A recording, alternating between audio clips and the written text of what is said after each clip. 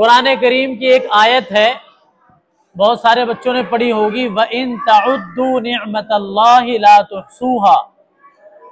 अल्लाह फरमाते हैं कि अगर तुम मेरी नेमतों को गिनना चाहोगे तो गिन नहीं पाओगे। अल्लाह ने इतनी नेमतें अदा की हैं, हमें इतनी नेमतों से नवाजा है। बहुत सारी नेमतें ऐसी हैं जो खुद हमारे जिस्म के अंदर हैं, आंख, नाक, कान, दांत, जबान, बाल। बाल नेमत है कि नहीं? नहीं? बोलो। किसी गंजे से पूछो जिसके बाल ना आते हो, उससे पूछो बाल की कितनी कीमत है। नहीं पता तुम्हें? एक बाल अगर लगवाओगे कम से कम $1 का है एक बाल। 90 रुपए या 100 रुपए का एक बाल है, कम से कम $1 का एक बाल। अब कितने करोड़ बाल दे रखे हैं अल्लाह ने, पता है तुम्हें? एक छोटी सी नेमत हमारे जिस्म के अंदर है, छोटी सी नेमत जिसको हम गंदा समझते हैं, थूक, सलाइवा, जो हमारे मुंह के अंदर जो गीलापन है, इसको कोई अहमियत देता है? बोलो।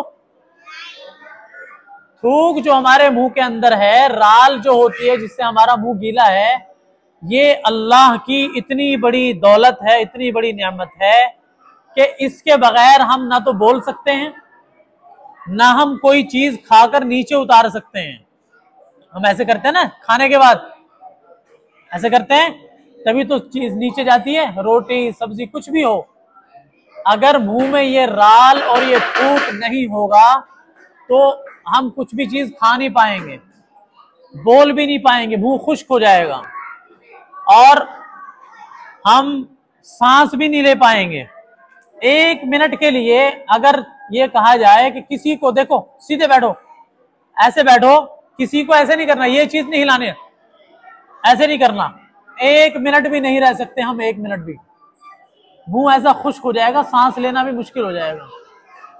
तो मालूम हुआ मुंह के अंदर जो ये गीलापन है, ये अल्लाह की बहुत बड़ी नेमत है। बात समझ आई? अगर ये ना हो तो हम खाना चबा नहीं सकते, उसको हजम नहीं कर सकते। मुंह के अंदर जो गीलापन है ना, इसी के अंदर अल्लाह ने ऐसी ताकत रखी है कि हमारे खाने को डाइजेस्ट करता है। खाना जो हजम होता है ये इसी गीलेपन की वजह से होता है, ये मुंह से लेके और आंतों तक होता है। बात समझ आ रही है?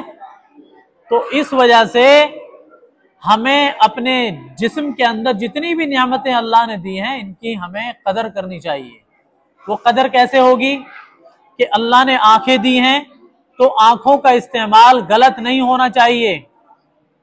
अल्लाह ने हमें कान दिए हैं तो हमें गाने नहीं सुनने चाहिए। हमें जबान दी है तो किसी की बुराई नहीं करनी चाहिए। हमें जबान दी है अल्लाह ने तो इससे लोगों की तारीफ करें, इससे कुरान करीम की तिलावत करें, इससे लोगों का दिल जीता जाए। गाली देने के लिए थोड़ी है जबान। हाँ भाई, जबान गाली देने के लिए क्या? नहीं। हाथ दिए अल्लाह ने तो इंसाफ के लिए उठे, अच्छे कामों के लिए, लोगों की मदद करने के लिए। पैर दिए हैं तो अच्छा काम करने के लिए जाना है। अल्लाह की नेमतों की कदरदानी ये है कि अच्छे काम में अपनी सेहत को लगाना है।